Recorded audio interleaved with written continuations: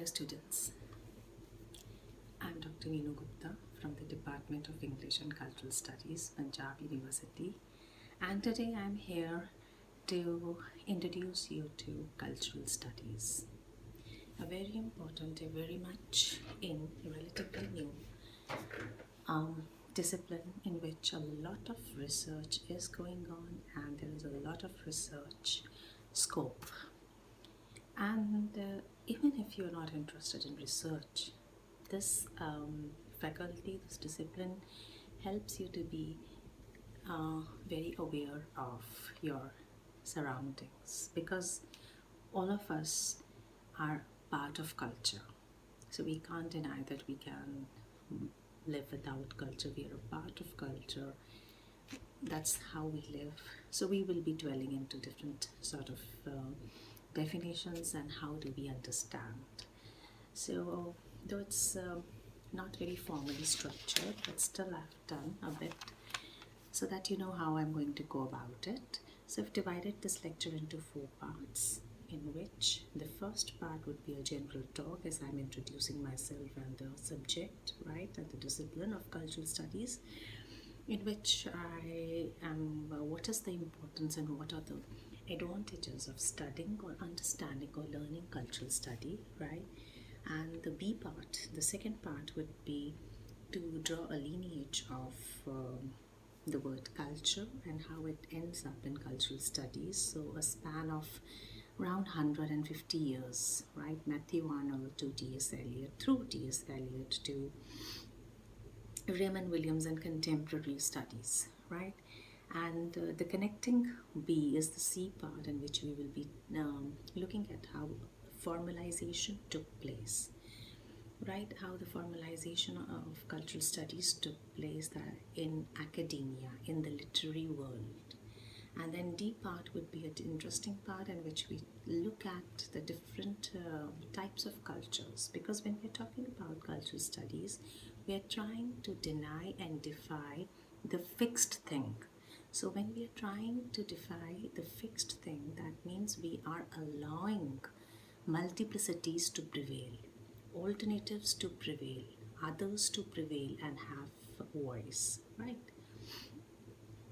And the last part would be the different type of cultures and of course a sort of conclusion. So as I have told you that it's relatively new, and how did it come to being? Cultural studies, what was the need of bringing in cultural studies? This was a response to modernism. Now, what happened in modernism? Until modernism, everything was structured, right? Everything was given to you, right?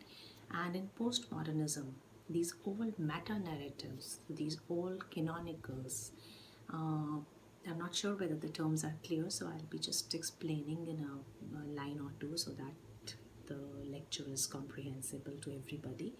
So when we talk about canonical literature, or when we are talking about grand narratives, we talk about that, okay, grand narratives would be the narratives or the books or the novels that were read by elite society, and elite society would decide what is culture, and only that would be culture or high culture, and everybody would, and everything else would not be culture, right? So we'll come back to that point later on. So this happened, but in postmodernism, it was felt that you cannot postmodernism and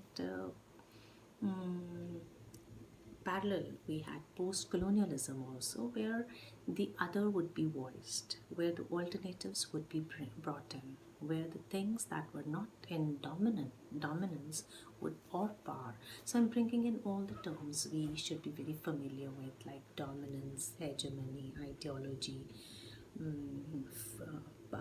power play of Foucault, and of course the theorists, other theorists. So I'll be talking in a bit about them in short, so that you get familiarized with these names. So the introduction to cultural studies was important because it was interdisciplinary in nature. So when you're looking at a particular thing, it would only, you cannot just isolate that thing. For example, if you're reading a novel or researching on a novel, you cannot just look at the plot. The setting of the plot is very much important. The at some point it was also, the novelist is very important, his background, the context in which he's setting up the plot, right? So these are the things which we cannot negate when we have to understand any particular novel, right? So even if we are not going to do any research in cultural studies, but still it makes us aware and conscious of the world in which we cohabit with other people. And also it tells you about that how society, cultural ideology is constructed. Now we just dwell upon this word culture, right? So normally if you find the definition, it would be culture is a set of beliefs, it is a way of life. So if you just think about culture and had it been an interface, you would have given me answers about it. Okay, ma'am, how the way of life, how I dress, right? And what religion I follow, what are my food habits, right? So these all are mix into culture. Now the cultural studies looks at it as politics of production and consumption. That if you have developed certain food habit, right, then or you have a certain belief system, then it is not individually yours, but it is very much result of your you as a consumer. So that means it is not naive, but it is produced. There is rather the politics of production and marketing behind your choice, which you think you are making. You think you're liberal to make choices, but you are made to you're made to choose that. So there are many examples we can talk about from the advertising world, right, in which cultural celebrity culture or the commodification of celebrities also comes into being, right? For example, if you look at an advertisement and then that looking at that advertisement, especially if it is being promoted by your favorite star, would introduce would give birth to a certain desire in you. So it's not need based, it's not value based, but it is the market based, right? So you may not need that thing, right? And you may not look at the value of that thing, but you would still go and search for the thing and buy that thing because it has been endorsed, and you are made to feel that you should be in possession of that, right? So in this all the whole brand culture also comes in. So I always, most of the times I give example of Marks and Spencer and the other brands that lure youth here, right? Even little brands like Being Human and all. So these Marks and Spencer cloth line may not suit the skin of Indians, but because it's a brand, so when you're buying something from Marks and Spencer, it is not that you need, you may not be comfortable many a times, but you are buying Marks and Spencer because you want to show people that you can afford that brand, right? So more examples, more interesting examples can come later in the talk.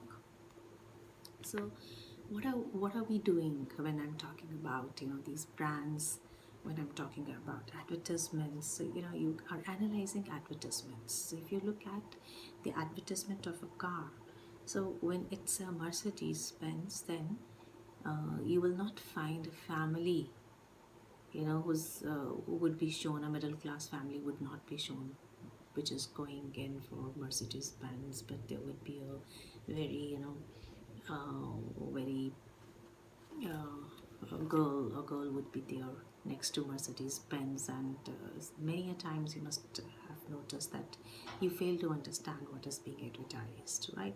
So that is the marketing technique, because they're just targeting the rich class, they're targeting the business people. So it's not a family car, right?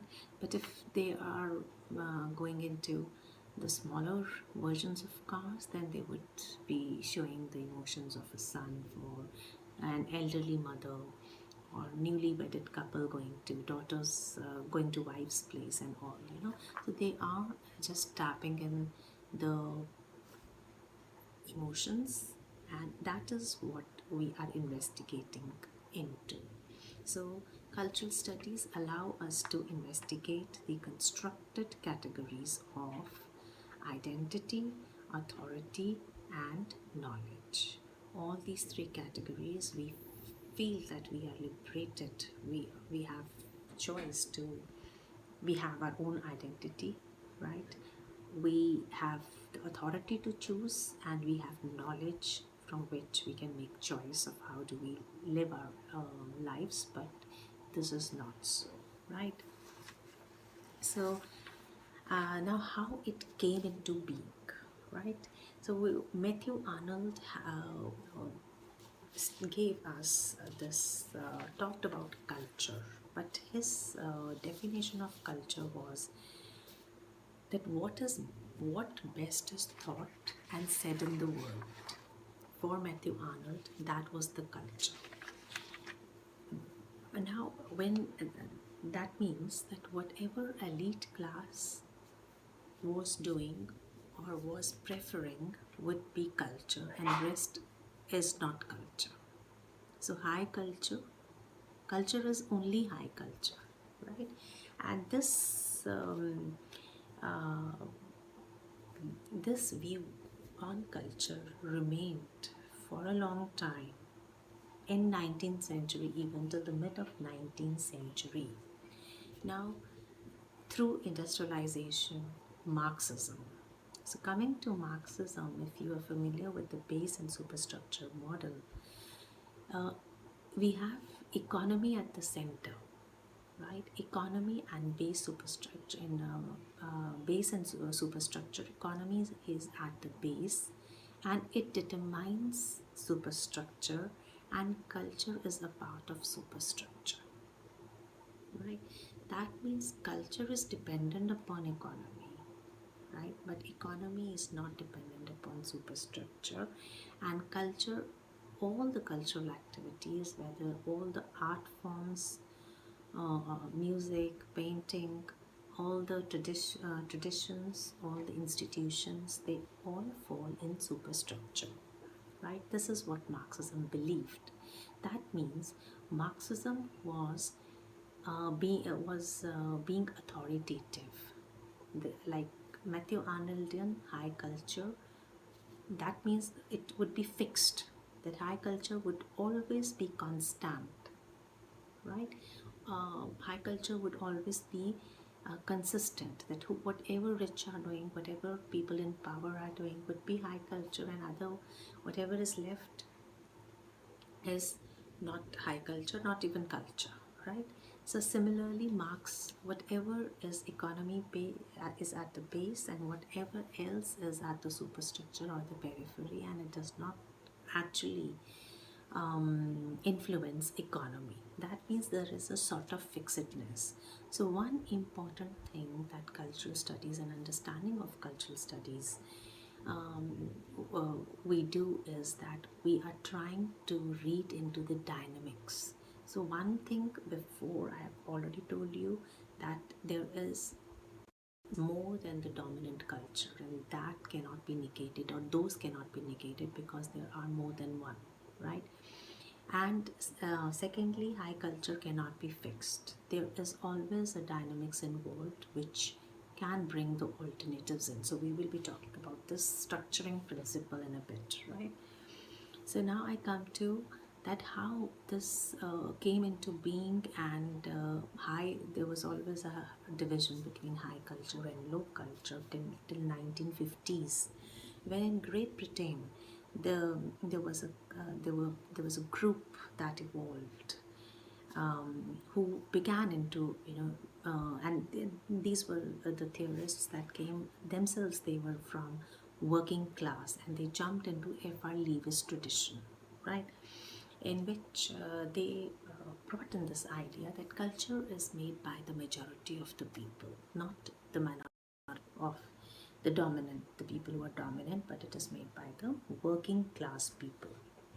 So we have here Richard Hoggart, F.R. Lewis, Raymond Williams, Country and the City, his book, written in 1958, Long Revolution. And then we also have E.P. Thompson, who talked about who has written a book on the English working middle class, right? So these are all around 1950s and 60s when they got together, right?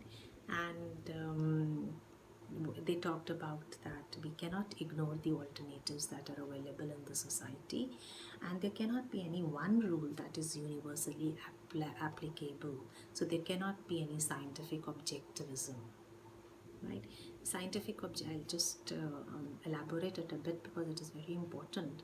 It's just, if we are, judiciary gives one rule, yes, we follow it, but we know that that one rule cannot be applicable to all, right? Now here I'm reminded of Indian philosophy, Indian darshanas, I would say, not even philosophy, because philosophy is again one term, Western term that compartmentalizes and becomes authoritative, right? So we in Indian darshanas, which is a form of philosophy, we have six systems of interrogation, right? Of evaluation, that you cannot just depend upon one thing and universalize it for all, because every rule, every individual, every deed of an individual is contextual. So we are bringing in multiplicities for anything to be constructive, for anything to be for prosperity. It has to be um, it has to undergo the discourse and dialectics. So I am introducing two more things, two more terms: ideology, dialectics, and discourse, which are very important to understand cultural studies, and of course hegemony. Antonio Gramsci talked about hegemony. Hegemony is when there is a dominant, the idea of the ideology or the aim that is given by the dominant power, and it is infused in the society in such a way that you're made to believe this is right for us, because otherwise it would be dictatorship, right? So in the ruling parties, what they do, they make you feel that this is for your welfare. So the ideology is there, their ideas, they get diffused in the society as their own. You think that it is for my own benefit, it is my own idea, right? So this is hegemony and ideology. And dialectics is given by Hegel. So dialectics is when when you are being countered, or your argument is countered by other voices. So you can't just snub those voices and say that you are in power, but you allow the other voices to come into into play, so that they can counter your argument, because the purpose behind this is that whatever comes out of the Hegelian dialectics would be agreeable to all the parties, sort of, right, who were contesting with each other, and that would be benefit for all. Now, very importantly, again, I'm reminded of Vad. So we don't have, the debates and discussions as they're the Western concepts. In India, we have Vad culture. So Vad is a sort of, discourse that, okay, if I have to speak something, you can dissent, you can add to it, but that should not make me angry, right?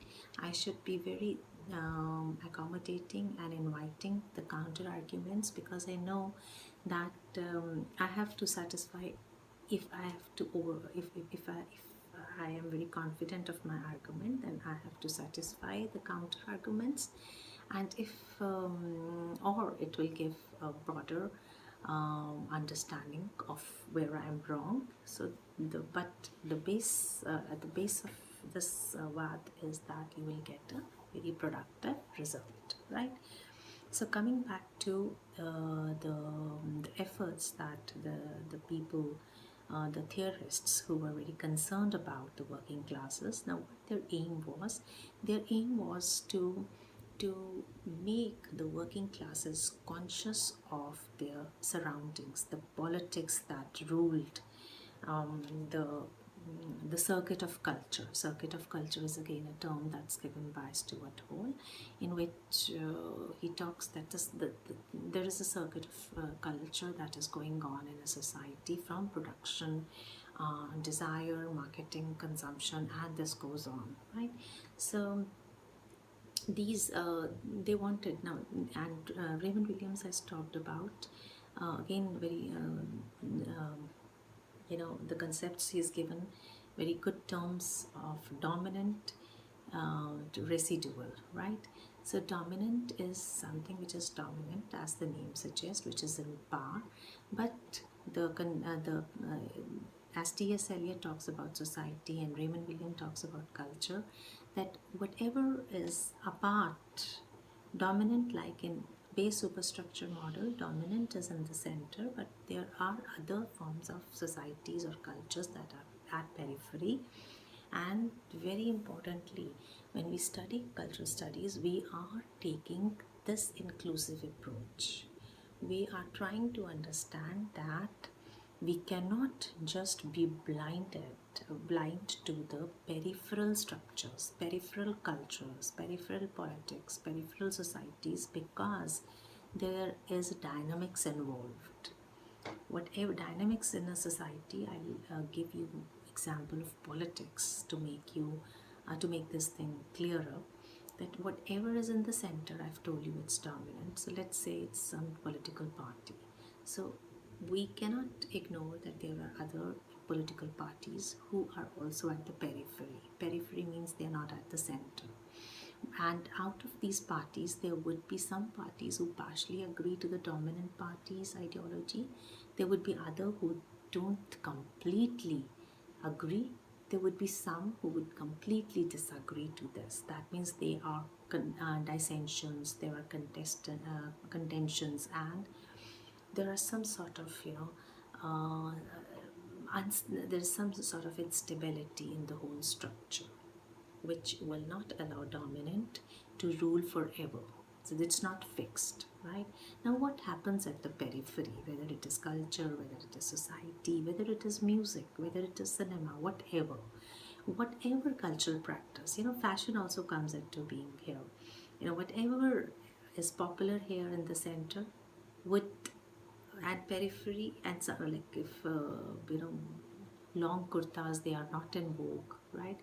And nobody wants to wear that, then we know that after 10 years that would become the center. That would be something which would be fashionable, and the shorter ones will go into periphery. So in politics also this happens, that the parties that are at the periphery, so according to their own interests among them, there will be some parties who are completely different, and there are some parties who can just form a coalition because they have a similar kind of ideology, or they can compromise. So depending upon their condition, and it can vary from 1 year, it can from one day, from a one moment to lots of decades, right? To bring in that revolution, or to bring in that change, when something which is on periphery will come in the center and push that dominant in the center to the periphery. So I'm going to explain it again. What I'm saying, that in a society, in a culture, what happens, there is something which is known as dominant. Dominant is something which is in power. And Foucault and Stuart Hall, Raymond Williams, they are all of this opinion that when we are talking about culture, culture is not a simple way of life. It's not that. It's culture is a complex process. It is very importantly, it's process. It's not something which is fixed. It will move on. So there is dominant in the center, and at the periphery we have different cultures, we have different societies, uh, like we have subcultures, we have countercultures, we have popular culture, we have mass culture, we have celebrity culture, all sorts of cultures, right? Now these cultures, they would be just, maybe, and they can be, subculture can be something in the youth, youngsters, they don't want to obey in dominance, right? But they are not harming dominant in any way. Then there can be a counterculture. So counterculture is trying to just sort of intervene in the working of dominant, right? And so we have different type of cultures. So what I'm trying to say is that these cultures, either singularly or in coalition form, they can subvert the matrix. They can come in the center at any point of time and push whatever was in the center to the periphery, and the roles are reversed. That means every subculture, everything that is in the periphery will become dominant and refute its own presence, right? Because once it becomes dominant, then it would not have that meaning for which it was fighting for, right? So this is the importance of culture studies, that we look at these things, and these people, I'm coming back to Lewis Hogarth Williams, who in 1958 they formalized this discipline by opening up a exclusive center for cultural studies in Birmingham, and with the aim that the culture has to be looked at the way of life working culture lead. One, working people lead. Secondly, working people should be trained to interpret, to look at the politics of the surrounding culture, right? And third, um, uh, it was after globalization, there was globalization, that individual and subjectivity is also important and cannot be negated, right? And then there is another term in that comes with ideology, that is false consciousness. As I told you, that we are made to believe that this is right for us. That is what advertising world does. It produces false consciousness in us, which actually prevents us to recognize our own oppression. Okay, like if in a domestic scene, we have a domestic help, right? And we try to sort of please that person by giving more wages and all, but then that person it will prevent his recognition from oppression, right? Like if in the advertising world, the fair skin creams and all, they become, that means we are accepting certain thing, then we buy that product and we know that that's not going to give any result, but still we buy. So that's false consciousness that is being talked about by Antonio Gramsci. So what basically cultural studies is doing is it's shifting from meta narratives or grand narratives to mini narratives. Okay, you speak, I speak, people on blogging, media has also played a very central role in bringing in different type of cultures and acceptance. So what cultural studies did in postmodern and post-colonial time was that it broke that centeredness, right? That essentialism, right? As we are trying to understand that it is a process, the process which constantly shifts and it operates between the closed containment and total domination, right? It's just as we are living in the COVID era, where either we have containment zones or we are free, right? But then that we have to operate between these two. We cannot be totally liberal or totally dominant, or we cannot be totally contained, right? And it is very important to understand that cultural studies itself is not a theory in itself, but it is rather, it looks into cultural practices as intersection, right? Culture, it takes up various issues in cultural studies, right? Now I will so this is what it does. That means when we are talking about the peripheral nature, the minorities, we are talking about that there are some sort of oppression, there is some sort of social inequality that is prevalent in any society, and cultural study is looking into the political aspect and how it is different. It is a sociological study, not aesthetic study, but it is different from sociological study because it is done through literary criticism.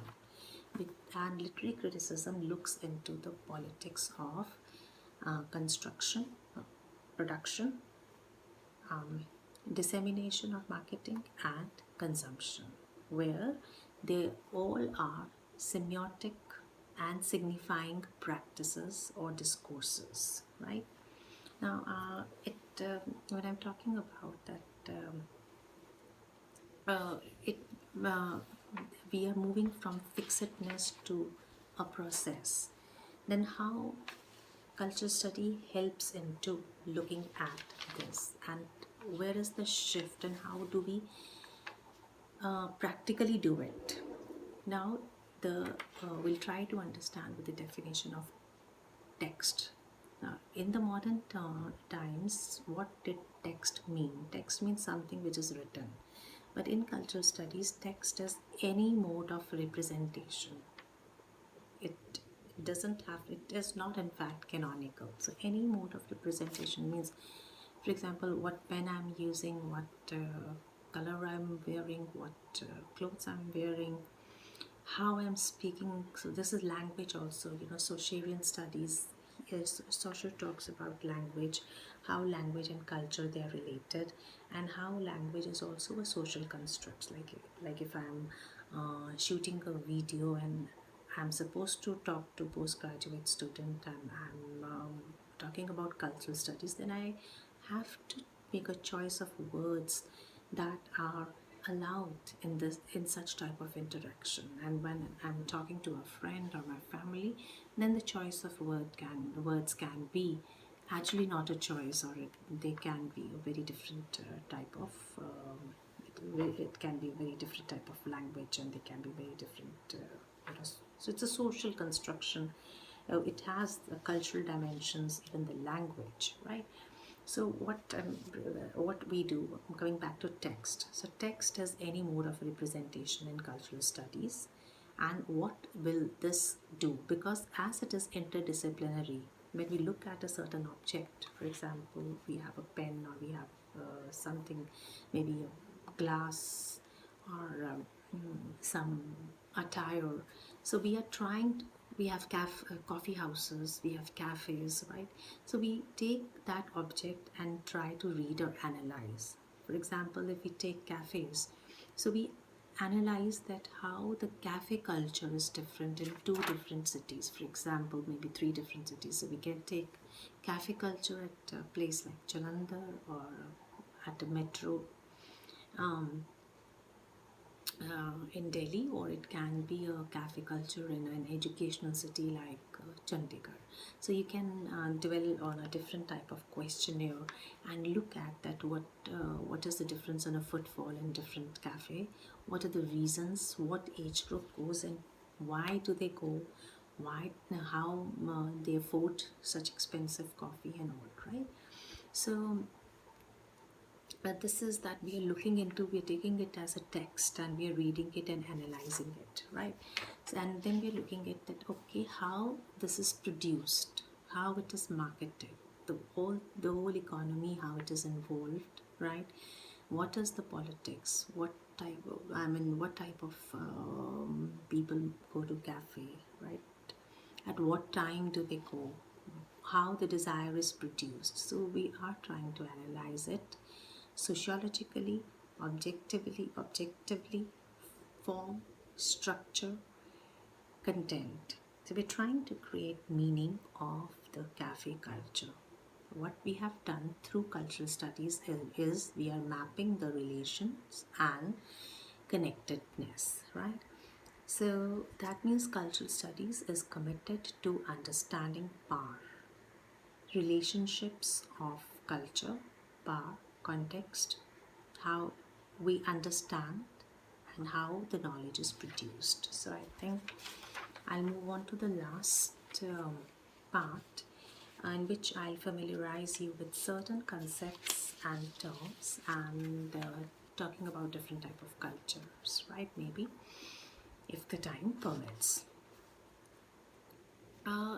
So now what has happened is that we have moved from globalization to localization. If in globalization we moved to, McDonaldian culture, sort of, it was McDonaldization of the world, that wherever you went you wanted to have McDonald burgers, and there were chains and chains that came into being, right?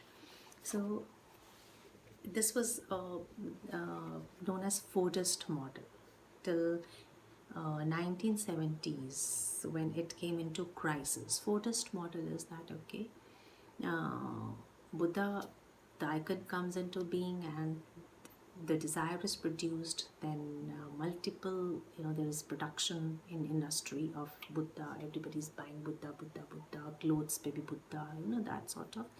This is a Fordist culture, right, which is from the car production, right? So because markets got saturated in 1970s because of overproduction. So what was the crisis? That, okay, now we don't want the main thing, but we are looking into the alternative. Like the East was an alternative to the Euro-American economy, sort of, and small batch customization. So the movement from the globalization to localization, where the local industries also wanted to proliferate and make the global presence, right? So this is globalization, and this is how cultural studies came into being, all right? And then we have some theorists. I'll just explain in 2 or 3 lines their concepts, so that you understand them better. So I've talked about Antonio Gramsci, and he gave the term hegemony and ideology, which are correlated. So hegemony is that hegemony is homogenization of ideology, right, by the people who are in power. And ideology is that you are trying to throw your ideas of the others, but not it is not revolutionary, it is not violently done, but it's by raising the false consciousness that people feel that, okay, this is right for them, right? And now we have Pierre Bourdieu, who talks about cultural intermediaries, that when we are talking about production and we are talking about consumption, there is cultural intermediary. For example, the same pizza, if you talk about, it would have a different sort of, catering to the demand of the place. It will be very different in Middle East, it will be very different in India, and it will be different under the same McDonald, or under the same pizza shop chain. There would be they would be made according to the indigenous taste, or the local taste, right? So the cultural intermediary is very important term, that whatever is happening in economy, whatever is being produced, it has a symbolic value, it has a metaphoric value. So when you are, as I gave example of Marks and Spencer, or any other thing, you are doing it because it has a symbolic value, right? It has that metaphoric value, not the literal use value, right? So I've talked about Voodoo, I've talked about Antonio Gramsci. Stuart Hall gives circuit of culture, that this is the whole circuit of desire, production, marketing, consumption. And Stanley Fish also gives a very nice concept of interpretive community, that how that signifier becomes representative, right? So because we are working within interpretative communities, where we receive and that thing gets consumed, right? So we may not bother about these terms much, but these were very much relevant to the study of cultural studies discipline. So I'll just end up this by giving you example from popular culture, that how popular culture is important. So we know popular culture is like movies, how the shift, a very classic example of the shift from a culture, so-called high culture, to popular culture, or it can happen in reverse also. So what I mean by that is, as I gave you that model of base and superstructure, something which is in center and something which is at a periphery. Shakespeare, the Shakespearean plays were not for elites when they were staged, but now we know that Shakespeare is a very serious kind of he's a playwright, right? So there's a shift from popular culture to the serious culture, right? And there are reverse. Normally, it happens the other way, right?